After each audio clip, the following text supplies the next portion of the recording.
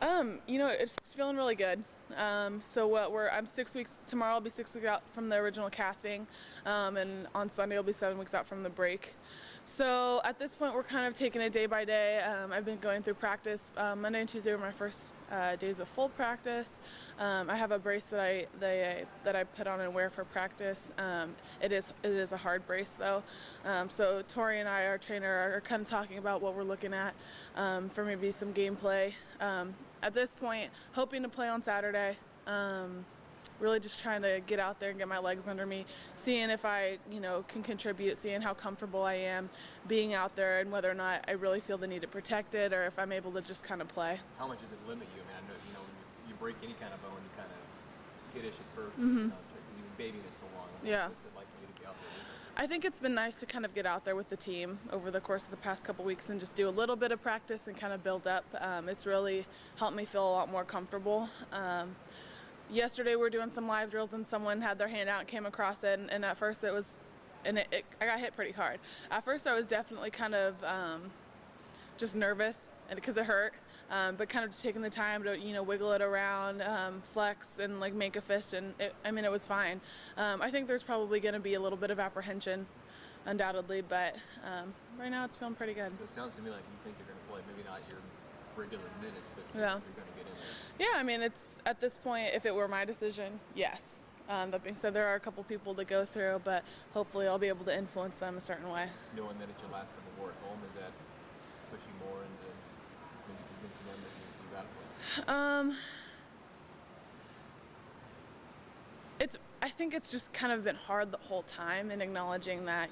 So Arizona schools, ASU schools, with the shift of the conference, I might not ever play those teams again.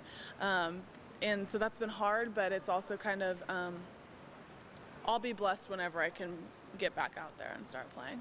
Yeah, what do you, when you're usually on the floor, so when you're on the bench so much, and what are you seeing from this team that is out there and that is playing? Well, first of all, I don't think I could ever coach. It's too stressful. I get really worked up.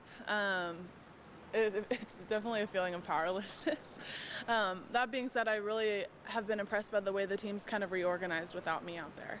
I think it took a couple games for them to make up, not just, I take a lot of shots even, so for everybody to realize that they need to take more, that they need to be more aggressive. I think Liz coming over from volleyball has had a huge impact, and especially the last couple games, she's really been able to kind of find her niche in the system and really get some productive stats up there.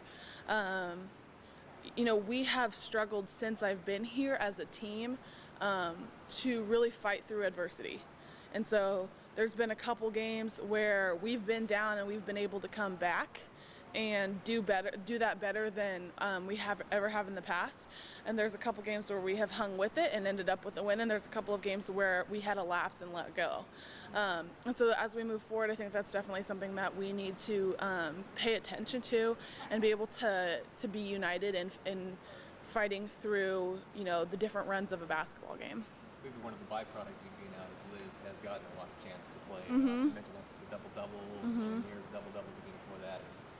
Are you surprised, amazed by the way that she's been able to transition to D1 basketball? I know she volleyball, but she played hoops at a high level in high school too, but just the ability to transpire her game here in Pac-12. I think it was kind of sudden for all of us, including her. The day she showed up for practice, I think maybe she had one more day of practice before her first game, and trying to really make that adjustment. I definitely think that she's really been able to, like I said, just be really comfortable, and I am surprised, and I'm also really proud of her, and just she's just a stellar athlete and a great kid, and just plays really hard.